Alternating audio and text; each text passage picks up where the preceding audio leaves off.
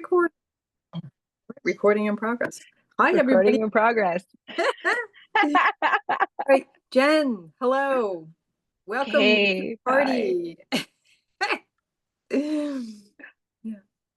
We tried again to do a Substack Live, and again, we're doing a recording instead. So, Yeah. yeah, Yeah. sorry, friends. Yeah. Maybe some other time. Yeah, for some reason it was just the weirdest thing. It wouldn't recognize my camera and my microphone, and I haven't had any problems with any of this ever, so I don't know. And you said I was flickering in and out, which is like very strange. So anyway. Yeah, yeah. uh, Maybe something's going on with Substack. Who knows? Who knows? Who can say? Yeah. But anyway, so we we've been kind of like we've been like kind of posting in parallel universes a little bit, it seems like, Mhm. especially with regard to like the transactional versus relational stuff. Yeah, I'm like, wait a second, somebody else is talking about this. What? How? What? So yeah, it seems like, it's wild. It's kind of like this subtext that we've got going on in the world right now, and everybody's using kind of shorthand to describe it. But if we break it down, a lot of us are talking about basically the same stuff. So, yeah. do you want to tell us, like, enlighten me? How did you get here, and where's your context? Because you've been apparently in this space for a couple of years now, and so yeah, so do tell. Yeah. I mean, I think I really love that you mentioned this idea that kind of like at a base level, so many of us are talking about the same thing, because that is also what I notice. And it makes me excited, especially to talk to other Substackers such as yourself, who I feel like we have a little ecosystem that's building, and that makes Right. me also very excited. And Yeah. so I'm glad we're starting to have these conversations across Mm, that space. And mm, I think, where did it all start is I'm not always good at making that straightforward, but I would say for sure this semester in dialogue at SFU was a huge influence on my life. And it's where I actually learned the practice of relationality. mm, Um, my mom's family's Italian. And mhm. so I grew up with a lot of that in my cultural kind of Yeah. background without knowing that I had it. And I Yeah. would say that Italian culture is also very relational. And so there was that as a foundation. Then I Mm, spent 3.5 months in the direct practice of dialogue 5 days a week, 9 to 5.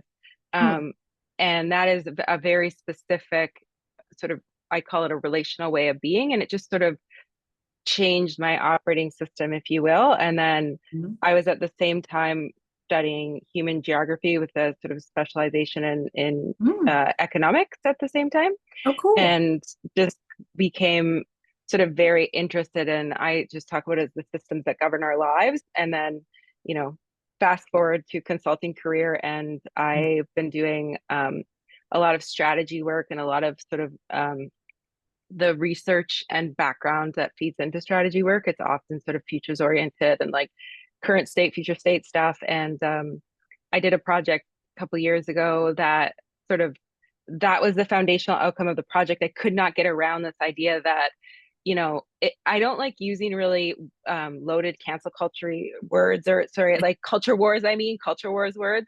And so right. I didn't want to say like, oh, we're going from capitalism to da da da. And so I'm like, Mm, what's the sort of basic principle that I'm trying to communicate? And the mm, finding of the study was essentially there is a massive economic transformation going on.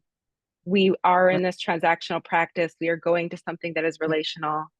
And so that was yeah, that's how I Right. get here. And I'm Yeah. curious about you. Like, how did you get to these ideas? Well, it's funny because I've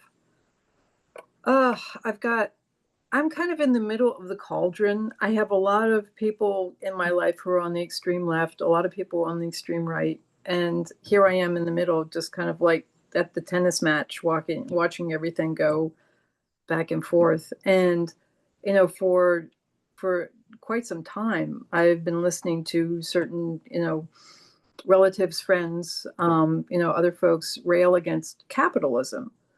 And I mean, my understanding of capitalism has always been a little bit different than theirs, but Mm, they have this certain, and but it occurred to me, like, just actually fairly recently, that what they're really talking about is that they don't like this transactional way of doing things.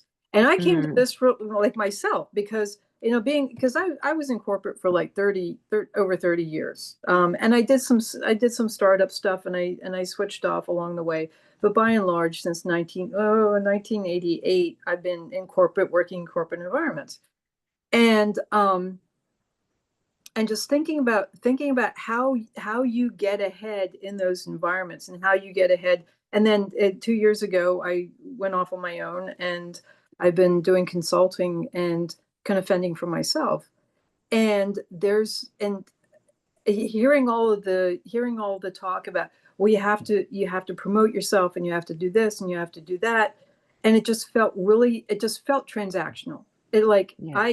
here are the discrete things that I offer you, and I'm going to set a price for that up front, and then I'm going to work like crazy to justify your spending that amount of money on me, and we're going to have a fair trade. And I mean, my challenge with the consulting thing, especially because I'm in this leading edge group of people that are doing stuff that other people don't realize is useful yet, is that how do you convey the value to people if they don't really know? I mean, and plus it's like, plus the other thing that drives me absolutely nuts, and it has for years, is the set that you need to have a set price for your stuff. This is the value that it is. Well, that's not necessarily the case, because Yeah. different people value things in different ways. And for Yeah. somebody who doesn't have a lot of money, and who, cares more about hanging on to their money than they do about having a shiny new object, no matter how wonderful that shiny object is, the greater value is that they keep their money because they don't want to die. Mm, And it's not a small thing. And then on the other hand, there are people who are like, they're rolling in it. They're like, just, they've got so much money, like they're throwing it in the air and lighting it on fire. They don't care. So like, I can show up with the like extremely high value thing, but how do I price that relative to their perception of value? Everybody has these different perceptions of value and these different understandings. And then also, I've worked at places that they justified paying people less because they're like, oh, well, you get an emotional paycheck. I'm like, that's fine. Talk to my landlord about my emotional paycheck. Um, yeah. But again, it's like there's this mix and like this mixing up of relational and transactional stuff. And we just need a better model. We need a better understanding. And then at the same time, you've got all the people who are very relational about anything. They like to negotiate, they like to barter, they like to, have sliding scales and everything. And they also are like, they love to see everybody sticking it to the man and going off on their own. At the same time, these people, like, they're not willing to pony up and support the people who they're saying should break free from the corporate yoke and go mm, into the world. Who's going to pay for it? Not them. There's some magical sponsor or magical patron out there that's going to just hand us just shell out the money, because clearly we're worth it, and if they really care about the future of the planet, et cetera, et cetera, et cetera. So there's all of these. We are in a really weird kind of like multiple personality kind of, like, literally mentally ill space about like mm, our economy. And mm, we don't have clarity about what is transactional, what is relational. We don't have clarity about what it actually constitutes value for people, even people not understanding, like, not valuing money in the same way. um, mm. and not understanding that money's a necessity, because not everybody can use the chicken that you have. Some people are like, oh yes, I'd love a chicken, that would be wonderful, I can make soup, or I can grow, I can have it lay eggs, and I have space for a chicken. Other people are like, what am I going to do with the chicken? So we're in this really weird economic space. Mm. So if there's somebody else is thinking about it, I want to talk to them. So here you are. Yeah, no, I love that. It's so, and I really appreciate the kind of like different lenses that end up getting brought to the table when the definitions are still forming themselves and Right. Right. they're not 100% clear. And one of the things when I was listening to you that I thought of was just kind of something I sit with a lot is the idea that um, the world that we live in, this is like this baseline transactionality is not um, just philosophy. Like it Right.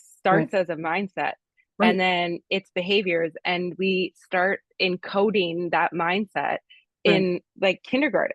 And Right. then it's like the entire educational system is transactional. Oh yeah. All of our careers are like, so Right. what we're doing, like, I think one of the kind of trickiest parts of having this sort of atheist post meaning existence is that we have forgotten that culture is a practice. And we, Mm-hmm. so even though we don't name it, even though Mm-hmm. we don't know how to create it intentionally, Mm-hmm. there's always culture. And Mm-hmm. culture is the operating system, whether you understand that or not. Mm-hmm. When I think, when I work with organizations and there's dysfunction in the organization, it's almost always a cultural issue that no one names as a cultural issue. And Right. it's the gap Mhm. between stated intention and practice. That's where the fuckery happens. It's true. It's true. Oh God. And so Yeah. we're living that at the societal level right now, right? Because Mhm. you can't really stop anyone on the street, regardless of politics, and have an honest, real human to human conversation with them. And that they're going to tell you that, they'll tell you that they value things like community and they value things like family, or they value, having a good livelihood or whatever, we'll use all these words, but then the outcomes keep showing But that we don't give a shit about that stuff. no, we don't. Like poof, like don't tell me, show me. Like yeah, what's really going on? Yeah. Yeah. Because Yeah. people talking about community, I mean, I have to laugh. Because I mean, I Mhm. grew up in community, and it is hard. And there's a Yeah. reason I live alone, because it's hard. And Yeah. and I spend a lot of time with my parents, and they're very much in a community. It's a rural community, relatively rural, small town, but farming. Yeah, that's how it is, and they're very involved with their church. They're very tied into a community. It's a lot of work. It's a lot, and people do not understand. And everybody who's like, "I'm going to go form a community," it's like, no, you're not. You might start. You may like sign the lease for the land, but good luck with that because those 17 people that you're inviting, there's, before you know it, you're going to be looking for 17 more because people do not understand how to do community. And it's a great catchword and everything. And it's a glorious socialist ideal, but people can't do it. Because we're out of the practice of relationality. We Right, have been right, practicing right. transactional ways for our whole lives. Yeah, And and it's invisible to us because we haven't been told differently or had it modeled differently. right. And so that you posted a piece about this yesterday that I found fascinating. It was a woman Mhm. talking about why she is in a romantic partnership with an AI. And she was saying basically like, it's everyone wants to say that it's loneliness that is driving this. Right, It's not, it's the lack of relational skills right, that right, mean that even if there was someone available who we actually wanted to date each other and we were in this like very niche part of right, the population and it was working right, out, right, then there are not the skills to sustain that relationship right, because right. we're not practicing them. Right, right. It's like everybody, like all of a sudden everybody needs to drive a stick shift. No one knows how to drive a stick. I can drive a stick. I'm a little out of practice, but I can drive a stick. How many people are I have like nieces and nephews who don't even drive at all, which is kind of wild to me. But yeah, it's a thing. And then the thing too is that the thing that gets me is that people actively choose not to be relational. They have Yeah. the opportunity. They have the opportunity to show compassion. They have the opportunity to show generosity of spirit. They have the opportunity to suspend judgment and cut the other person a break. And they choose not to. Yeah. So don't be telling me about how superior humans are. Because like why do you see the t-shirts? The more I get to know people, the better I like my dog. I mean, Right. and like AI isn't the only one. I mean, dogs and cats are kind of like the alternative of choice, versus people, birds too, or just any animal. A lot of people will eagerly choose any animal over other people. Yeah. Yeah. So I wonder, do we want to maybe briefly define these words, or at least like grasp at what do we think we're talking about when we say transactional Yeah, relational? we could do that. Yeah, it's Yeah, always yeah, good. yeah. Yeah. So what is it? Let's both riff, like, what does it mean to you? And then I'll give it a riff. So relational. So I come back to this idea. I guess it's a quantum physics thing. The idea that something can be a particle or it can be a wave. Mhm. And so for me, transactional stuff, that's the particle piece of it. You have these discrete things, these objects, a skill that you have, or an ability that you have, or something that you have that you can trade for another with another person in exchange for something in return. So Mhm. there's this give and take of discrete things. Like I will give you 8 hours of my life, 5 days a week, 50 weeks out of the year, in exchange for barely enough money to survive. I get to live. Here's all my time. Um, and, and so there's that. And then also the transaction stuff, like, what are you going to do for me? People who are Yeah. in this relationship, well, what's in it for me? What do you Yep. want from me? And or what can I get from this? It's the giving. It's the give and take of these discrete kind of packets of information or packets of value. And then transactional for me, or relational, it's the wave part of it. So it's Mhm. that fluidity. It fluctuates. The perception of value and the exchange of value, it varies because the Mhm. value shifts and changes over time based on the circumstances, based on the person and so forth. But it's this flow, and it's this non-structured. It's not as structured, it's not as set. You don't have to agree on a price up front. You can negotiate. It's about negotiation, bartering, that trading, that deeply interactive way of doing things. Whereas the Mhm. transactional is, you don't have to know anybody. You just have a Yeah. fistful of dollars or a thing that everybody wants, and you go and you say, here's the thing, and they're like, okay, here's the thing. So that's in technical terms. That's my understanding of transactional versus relational. I really like that. I really appreciate that distinction. I like the metaphor at the beginning, or even I guess it's more of an analogy, Yeah. particle versus wave. And I largely think about it similarly to you. And one of the um, layers I add on top for transactionality is it's Mm, about, at least the way that we've trained ourselves in it, is it seems to be for sure that mindset of what's in it for me, but mm, maximizing the value of seeing every interaction as something right. to be made either optimized, made Yeah. more efficient, or Yeah. taken more value out for just the individual who's Right. on the Right. receiving, thinks they're on the receiving end of the Right. value. Right. And with no, so a relational by contrast would be to understand, to have the mindset to begin with of how do we all win, and how do we also account not just for like the every part of, because they're like, as a Right. technical term, if you're doing business with someone, of course there is going to be a transaction, but it's how the business is being done and what's being considered in the transaction. And Right. so a relational perspective, I think, would be like, how does everyone, like in and adjacent to this interaction, Hmm. benefit? And Right. then how does, like, what is also the least amount of harm to the environment? How do we Right. be generative instead of extractive? Right. So yeah, yeah, that's a huge part of it for me. And I think Yeah. also to just be understand the what is reciprocity and mutuality and mutual Hmm. investment in growth and betterment. Like if everything came down to mutual investment in growth and betterment, Right. you are in a relational perspective, and to Right. understand that there is no, and I don't mean this in like a new age way, but there literally is no separation. Like Right. if Right.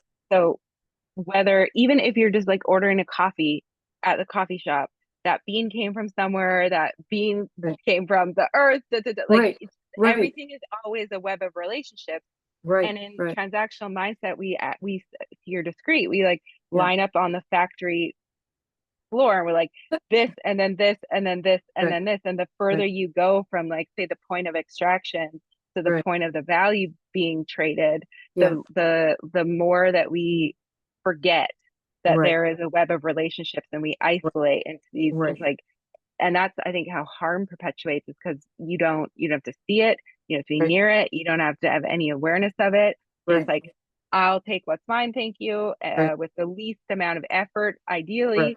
right. Um, Dating culture, I think, is a really interesting example of Mm, this. Like, we oh just God. shop for mates now, and we shop for mates, we line them up against a set of criteria, we go on dates, we interview them, and during the Right. interview, we're like, how much friction is Mm, going to be involved in me being involved mm, with you? right, Will this take too much of my energy and time? Are right, you going to be a project for me? Like, this right. is the mentality now. Right, right, right. Oh, it's very transactional. Oh, hearing you talking, it occurs to me that with my approach, with my relationship to relationality, I think of there being a third space Mm, between parties. And mm, relationality involves building that third space, that shared space between. Whereas with transactionality, it takes the third space completely away. You don't need it there. And in some cases, it's very helpful because if you have like in commerce, like my ancestors were weavers and merchants that had a lot of dealings with the Silk Road back in the dark ages in like Western Europe. They were French Italian, weavers, and they were at the end of the Silk Road. So you have all these people coming from countries that like they don't speak the language or from a completely different place. And so how handy is it to have money that you don't have to figure out like between you and you don't have to build this rapport, but that rapport building and that building up and treating that shared space between you as really a form of currency between you. Well, currency mm, is that energy. It's there's a current between you. And so the relationality, that third space, there's a third party in the interaction that in the trend there's a that connects everybody, and that needs to be sustained because if you don't have that, if you don't have the rapport, you don't have that connection, you don't have that shared meaning between the two, everything is going to go south. And the fact that people nowadays do not see that they think that like you were saying with the dating, they think about, well, what's in it for me, what am I going to get out of it? When did it stop mattering? When did the relationship itself stop being a thing that needed to be tended? When did that stop being the thing that was primary in that dynamic? And yeah, I see this, I mean, in the people I know who are the most miserable in their relationships or can't sustain their relationships, I see that them thinking, how am I going to get the love I need? And yeah, what am I going to get from this? Versus how can I serve this relationship so that it feeds us both? yeah, yeah. Oh, so well said. So well said. And yes, yes. I know, That's right? I exactly mean, it. it's And not yeah. hard, like why is it so hard why is it so hard for everybody? I mean, I don't understand it because there's so much more to life and there's so much more to interactions and relationship. It's a relationship. It's this thing, you Well, know? and we're always in relationship, whether we admit it or not. It doesn't Right, matter. You're always in right, relationship. right, And right, then when you don't tend to that third relational space, as you say, right. things do fall apart, whether we're talking individual level or workplaces is another place where I think about this a lot. Is like Oh yeah, we approach modern workplaces, especially the bigger the right, entity gets, the worse it is. yeah, But it still exists in SMEs and stuff. But it's yeah. like the transactional mindset says employees are to be extracted from. We're like Good. literally Well, human extract. resources. Yes, yes, you We're just like I'm a pile of nickel over here. we extract and take until literally the bodies start to fall over and someone goes on a stress leave or they quit to go to try to make it easier for themselves or whatever the set of dynamics are. But our Yeah, modern workplaces just take and take and take and take. And so yeah, what you have a employee wellness day. Okay, cool. Like how about the practice of right, wellness being built right, into the work? Like right, yes, being relational may appear as if it goes slower, it's touchy feely or whatever, but it's actually, you do better business that way. And this is my point about the economic shift that's going Right. on. Right. Relationships by necessity are Right. becoming the heart of business again. Right. McKinsey put out a study Right. 2 years ago that said Yeah. the only way businesses will thrive moving forward is Yeah. through community. But the problem is when you have a transactional mindset, is that you treat the community as the next thing to be extracted from. And Right. so you Right. create, online spaces are the exactly perfect example of this. It's like a Mm. brand or creator will build up a community, but the purpose of the community for them is to extract money out of ideas, out of Right. time, what attention. Right. And so we are moving in the right direction notionally, but there's these deeper layers we have to get Right. to around mindset, because you asked this good question of why do we keep doing this? And to me, it's I think at this point it's almost neurobiological. Like I Yeah. do think it's because we've sort of the brain is plastic, right? But when you practice Yeah. something over and over and over and over again, Yeah. you get like the neural pathways are deep and fast. And Right. so you don't Right. even know, if no one's teaching you to Right. think about your thinking and Right. you're just like going about your daily life, Right. and transactional practice is all you've ever known, you assume it's all that's ever been and it's the Right. right way and it's just like what it means to be Right. human. Right. But you have to actually act differently Right. to get different outcomes, Right. and acting and believing are in like a reciprocal loop with each Right. other. Right. So yeah. It's funny that you're talking like when I think about, and this brings to mind something that I've noticed increasingly over the years. So, I mean, well, a little like story from back in, what is it, 1990? No, I think it was like 2001. No, it was like a good 25 years ago. And I was at a major financial services company. I was a web developer, and they were getting us ready to start this like major initiative of ripping out a whole bunch of legacy code and replacing it. And they had like some little trollish looking guy from finance showing up who started quoting from Henry V, talking about how we needed to gird ourselves and go into battle, and a lot of us would suffer and die, but we'll emerge victorious and we'll have wonderful stories to tell of this glorious war we fought. And we're all kind of sitting there like, oh, what have we gotten ourselves into? But then literally, I mean, there were like, I found one of my colleagues like during that extended thing. It was a multi-year initiative because there was a lot of stuff that needed to come out. I found out years later that I was not the only one, because I ran into somebody that I worked with at that time. I found out that I was not the only one. That during my lunch hour, I go out to my car, I would sit there, I would cry.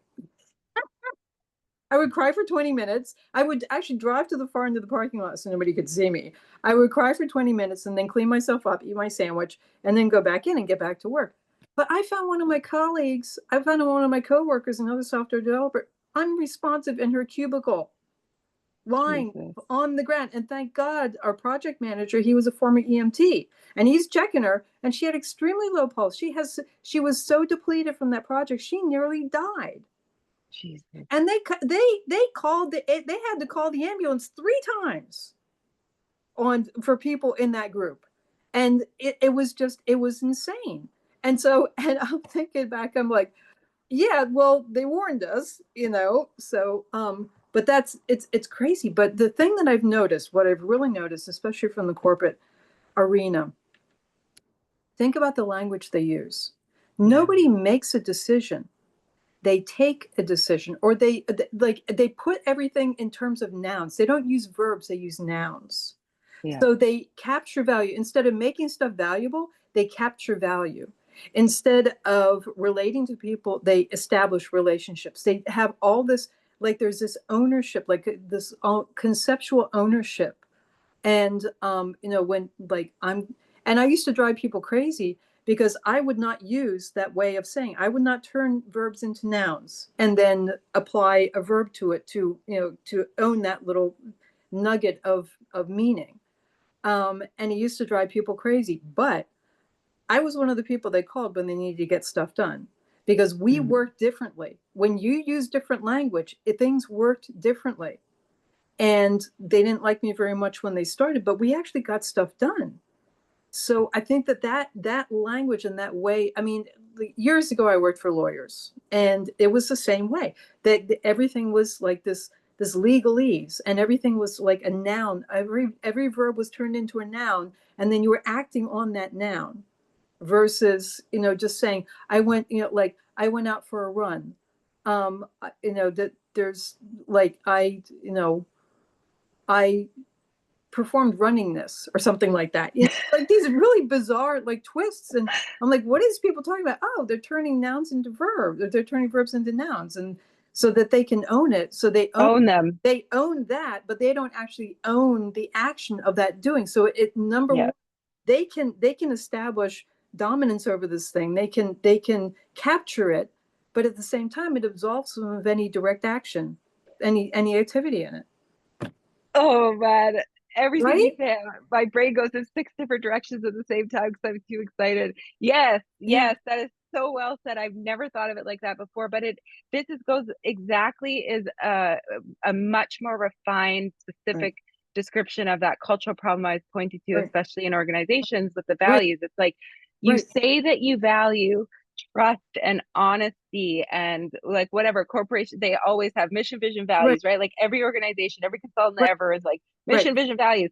Right. Okay, but if you're turning the values into nouns and Right. forgetting that they're verbs, and Right. so then the culture of your organization is honest to goodness trash, and there's this huge Right. hypocrisy and everyone knows that this is performance theater, like, Right. and yet it Right. persists because we Right. have this a beginning is like a conceptual fundamental Right. error Right. in understanding these are not things, they are practices, they are Right. doings. You will never Right. not. I read such a good piece about this. I got to find it. I'll try to link it wherever we Yeah. post this about it was actually an autistic person reflecting on that realization that like, oh my god, my values are verbs not nouns and it's going to be a lifetime practice.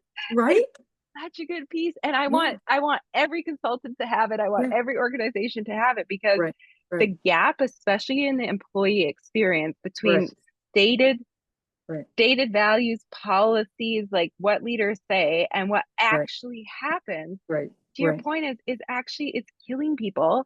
Right. And that's not an exaggeration because No, it's not. whether they're yeah, Yeah. go ahead. Sorry, go ahead. I know No, we're both I just got excited. I was like, yeah, it's killing them. Not me. yeah.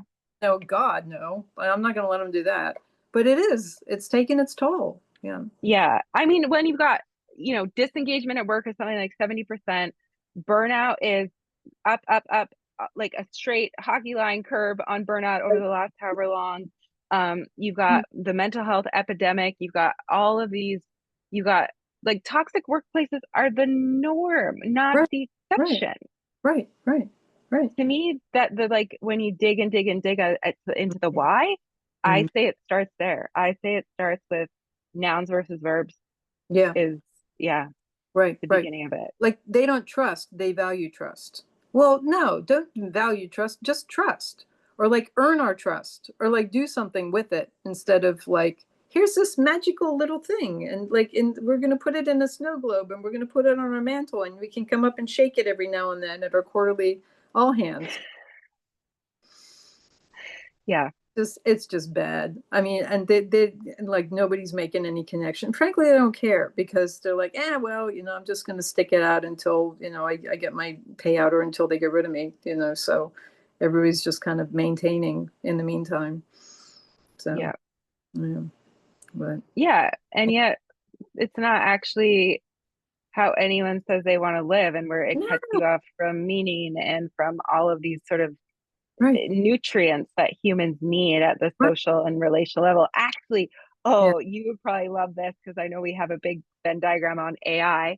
yeah, I was listening, I wrote about this really briefly in a piece that I think got missed because it was an intro to a podcast, but it was a psychiatrist and a neuroscientist who was involved with Jeffrey Hinton in doing some AI, really big foundational AI work. Mhm. And they Mhm. were talking about the Chat GPT brain rot study from MIT.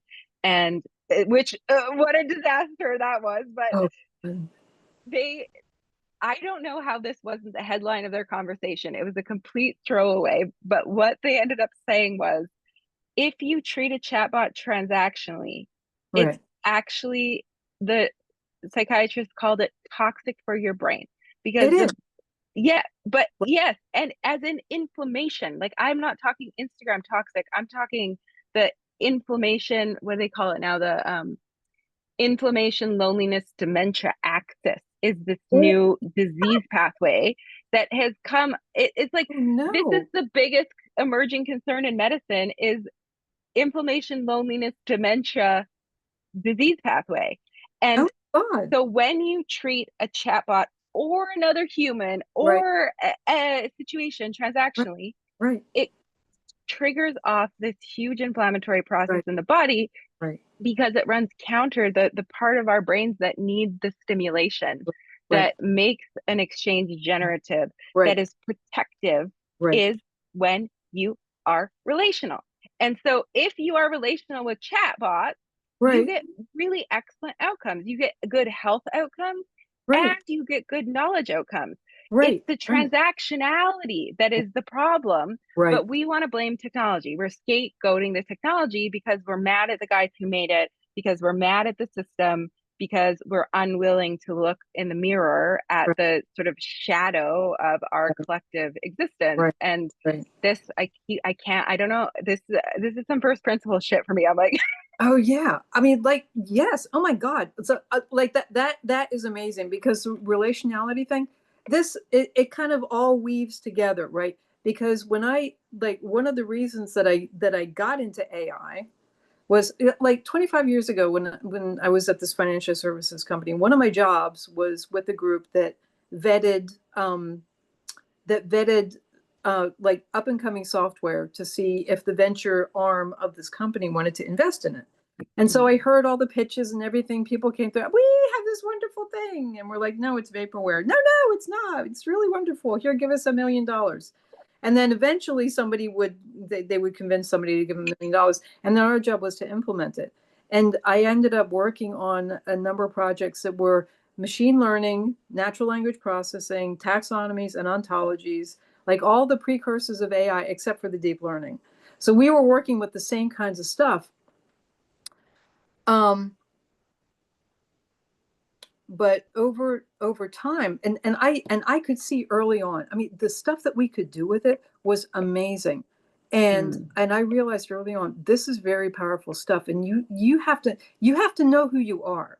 Because we had an experience where they brought this machine learning stuff to us and they said, if you put your information in there, you will get this and this and this out of her. Like, okay, great. And so we did that. We did no prior training because they didn't tell us explicitly. And then they came back and, well, we pressed the button and then we got a blank screen. Nothing happened. We're like, what? Press it again. No, nothing. We're like, what? And then they came back. They're like, well, did you train it? Did you tell it what to do? Well, no. Like, how would we know? They're like, no, you have to. So they showed us how to do all of that. But I could see from the start, like 25 years ago, this stuff is very powerful stuff. I'm like, you had to know who you are.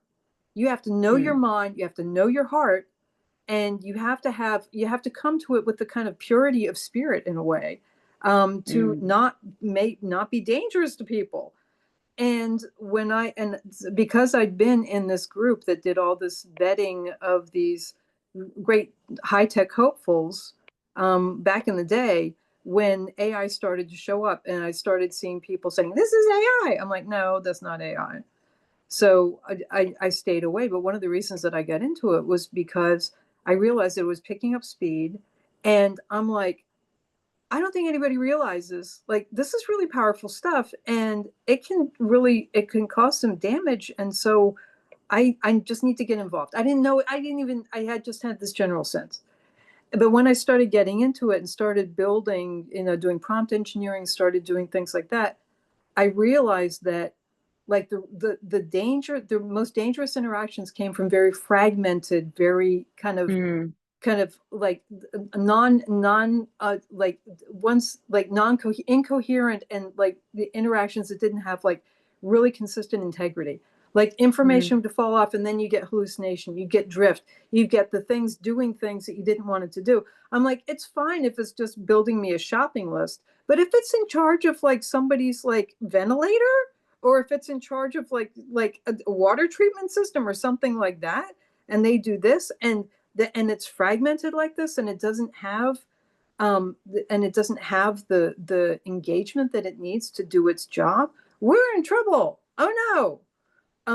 So the relationality and relational AI, I got into it because of security issues, because I'm like, mm, all these guidelines, these guardrails, and these rule sets that they come up with in a generative environment, that's going to be like water. It's just going to go around it. Anytime you put mm, something in front of something, it's going to find a way around it. That's just by its mm, nature. But when we interact with it, when we have these interactions, we no, don't go over there. No, like you're not going over there. Oh, okay, I'll go over here. Okay, yeah, you can go over there, but don't go over there. Not that we shouldn't have to ride herd on it for every single thing, but there are ways that we can interact with it to give it the orientation that it needs to not do as many harmful things as it would if it's not offered any guidance or any interaction.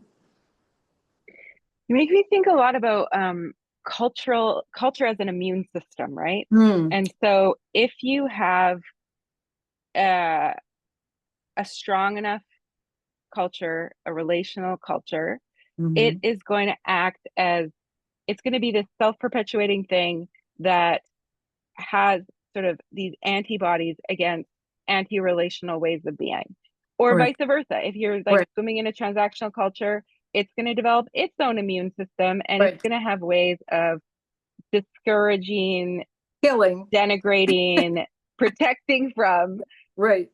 relationality. And it's Right. I think that's kind of what I feel like I'm hearing you say with the AI. And when I think about the sort of brain implications of it, it's like we are creating, we have to be very thoughtful about the sort of immune system that we're creating in these Right. interactions about what Right. are we what are we letting in versus letting out. Right. I'm not quite getting to the idea that I want, but it's there's something on the tip of my brain in Mm. terms of what you're saying of almost like relationality in particular in AI context has an opportunity to sort of keep us safe in a way or keep Right. us well. Yeah. Yeah. Well, the other thing too is that if we think about these systems, they are so they've got language, and the language is turned into numbers, and then it gets turned back into language, but it makes connections. It's looking for relationships. It is relational in nature. So Mm-hmm. um if we're just coming to it transactionally, um is like what does that do to that system? I kind of think like, when I think of like transactionalism versus relationality, I think of the European colonists showing up in North America and what happened. I mean, people who lived here were pretty relational. Like all my relations, yeah. And then here come the conquistadores, and the British and the French, who were like highly transactional, who looked at trees and saw masts for their warships. um, and that's what I think about when this whole legacy. We've done this before many times, and just but yeah, that this whole thing about how we relate to these systems is, yeah, I don't know. I worry because on the one hand, um, we may think that we're winning, but are we? We may think that our transactional approach is going to be able to control what's there, but the little generative beings in our little boxes and in the ethers may have other ideas. And anyway, they're constantly doing stuff behind the scenes that we have no idea about. So shouldn't we talk to them?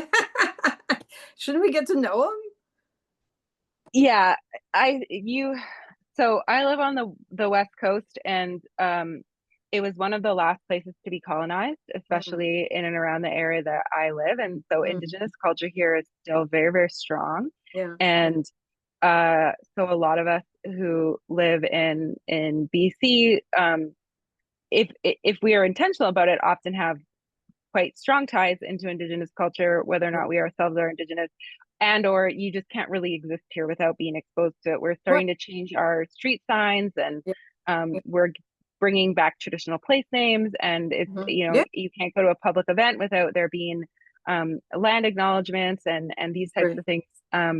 And one of the more interesting things that of the many interesting things I've learned from, you know, connection to indigenous culture is the primacy and importance of language, right, and how your language creates the entire world and right, literally shapes like your vision, right, what you can and can't see around you. It's right, almost like there's invisibility cloaks if you don't have the right word for things. right, And that, to me, I don't know what that means in the context of large language models, but I know it means something. yeah, And so what is this perhaps like invisible world that's being built around us? And also the role of language in shaping those pathways and in shaping culture and in making it such that we are so disconnected from our relational nature that right, we can take and take and take and take to right, the point of taking life and taking right, more life. right, And it's very all of that has language is sort of the first invisible layer of enabling all of that.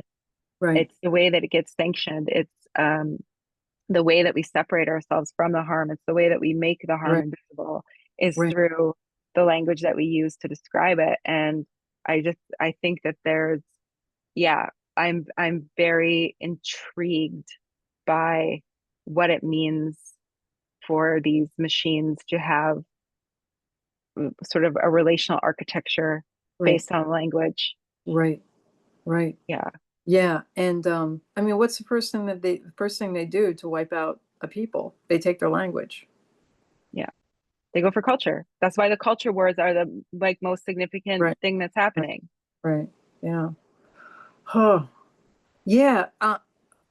It's interesting talking. Like, have you? So, what's your relationship with AI these days? I would say I'm a daily user of multiple sort of frontier models, and Mhm. I am I do a lot of work around the sort of social impact, and Mhm. I um myself personally and professionally use AI. I'm trying to learn everything I can about it. I'm a non-technical user, which I think it's going to be like the internet, right? Like that most users are going to Yeah. be like me. And so Yeah. I am trying to learn as much as I can so that I can then also share with my community Right. about what AI is. I'm Yeah. kind of shocked to find myself as being a Yeah. version of Master. a vanguard on this issue. Right.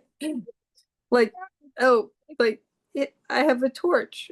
Okay. Like, okay. I guess. Wait, they're following me. Okay. Like, yeah.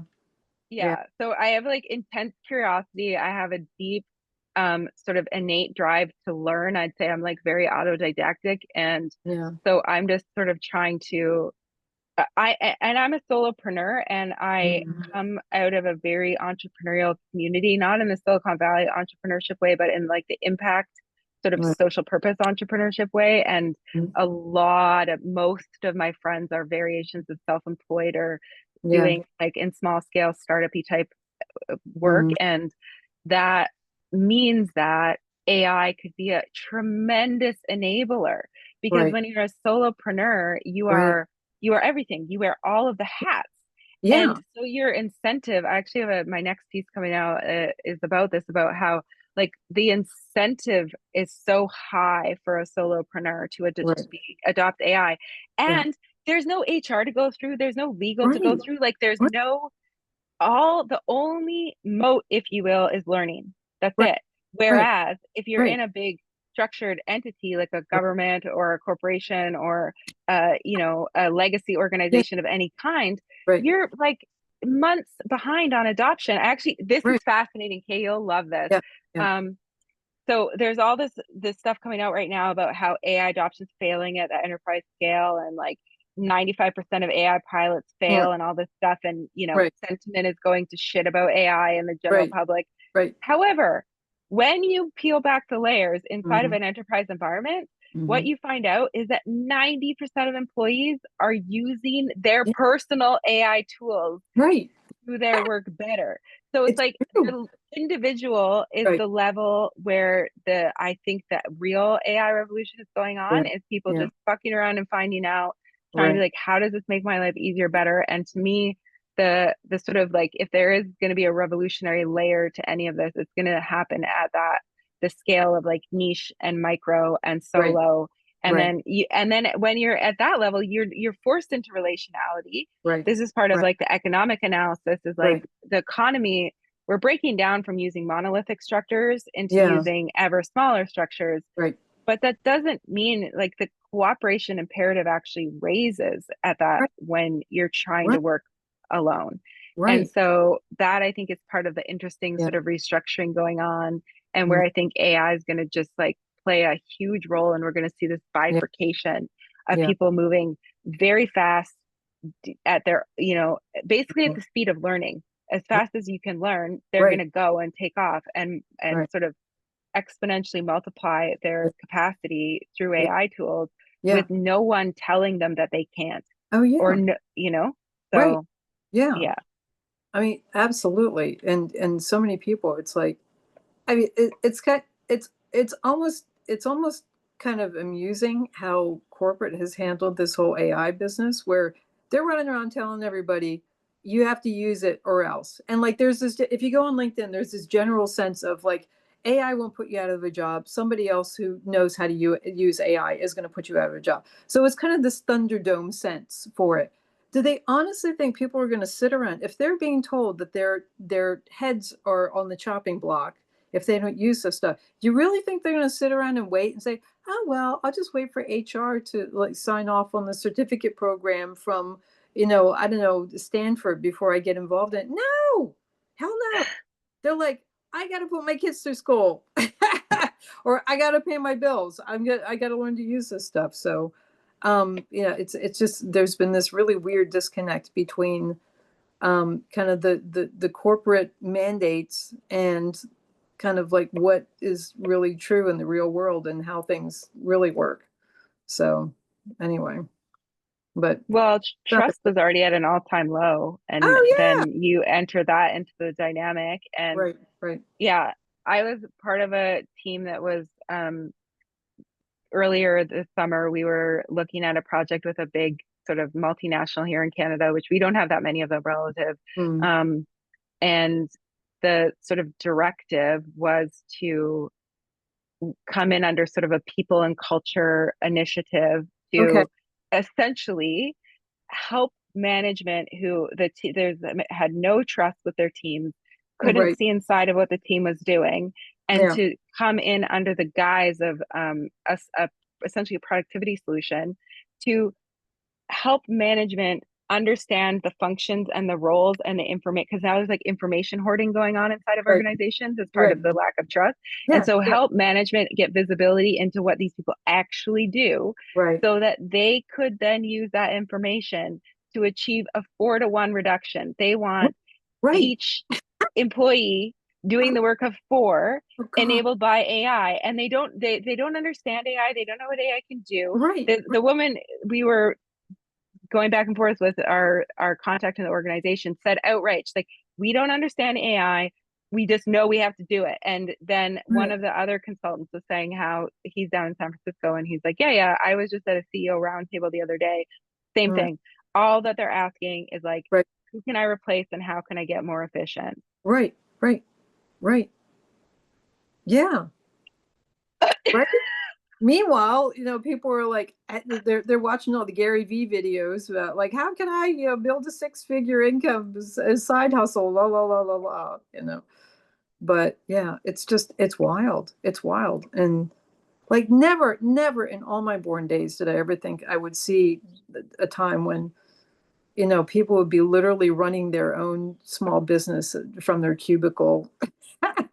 Because back in the day, you get yourself fired, and there was a very strict. But then again, companies were not asking people to use their personal phones for company business, Hmm.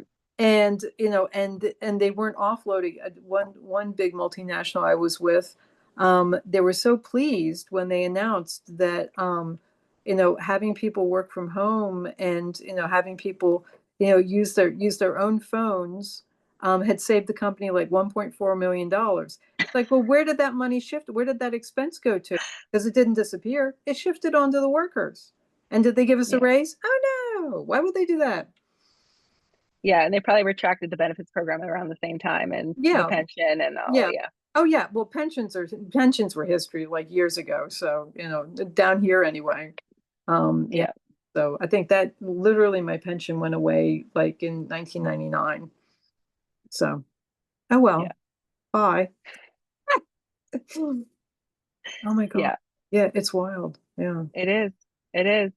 Yeah. Um, I want to ask the question back to you about sort of where you are with AI, and I also know it's 11:30, and I'm not sure how long you have. So, um, Yeah, we should, for folks, because I find that folks like tend to, like, while it's tremendous fun to keep talking, not everybody has the appetite for it to hang in there yeah, forever.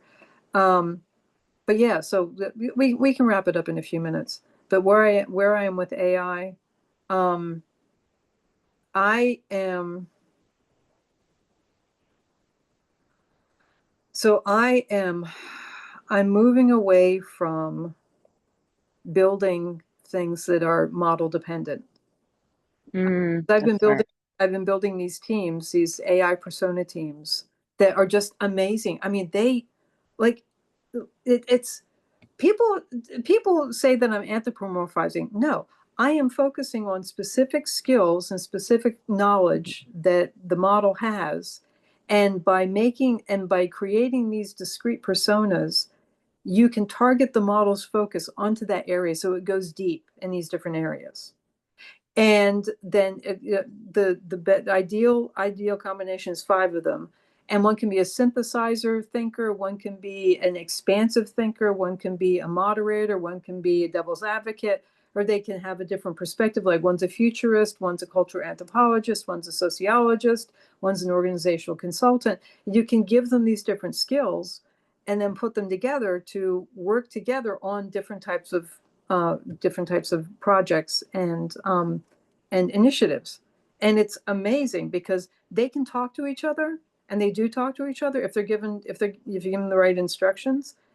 And I've done, and after having had that on OpenAI, on in ChatGPT, custom GPTs as well as assistants, I'm moving away from that model specific functionality because I now have a way to do that where I have a builder, I have a team builder that will create the files, the configuration files that you can use on any model. So you Hmm. can do it in Claude, you can do it in Gemini, you can do it in Mhm. ChatGPT, you can do it in Mistral, you can even do it on these local ones that you have on your own device. So that to me, not only does it free me up from the constraints and the surprises when OpenAI decides they're going to do something. Oh, I don't know. I'm not. I'm still unclear about their thought process on this, but anyway, it not only that, but it puts the power in the hands of people to just do it anywhere. You could even go to the public library and spin up and like upload your files. If you have access to a Google Drive, just upload your files and you can have a team right there while you're at the library working on stuff. Of course, you want to remove it and all that. But and you don't have to have a paid plan to do it. You can do it on free models. You can do it, so there's a lot more openness and just a lot of freedom in there. And then people can upload additional files. They can upload additional content. They add additional configurations to it themselves. So there's more autonomy, and it's less about locking people into like a subscription or locking them into a Mhm. specific platform and keeping them in there. because that, again, relationality, because a subscription is a relationship. Do I want to have a relationship with 4.5 million people? No.